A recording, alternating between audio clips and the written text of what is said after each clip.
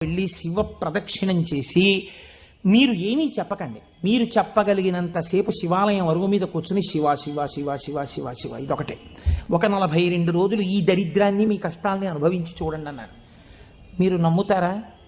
ఆ వ్యక్తి నా దగ్గరికి వచ్చి నా జీవితంలో ఆశించని రీతిలో నా జీవితానికి ఒక కొత్త మలుపు తిరిగిందండి, నేను వరంగల్ వెళ్ళిపోతున్నాను, నేను సెటిల్ అయిపోతున్నానని చెప్పాడు.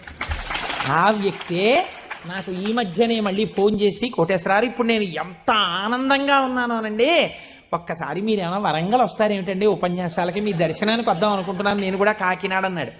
అయ్యా మీరు ఎప్పుడైనా కాకినాడ ఇప్పుడు అక్కర్లేదు, ఎప్పుడో తర్వాత వద్దురు కానీ నేను వరంగల్ ఇప్పుడు మాత్రం రావట్లేదు, నేను వరంగల్ వస్తే చెప్తాను, అప్పుడు మీరు నా దగ్గరికి వద్దురు కానీ తప్పకుండా దర్శనానికి అన్నాడు.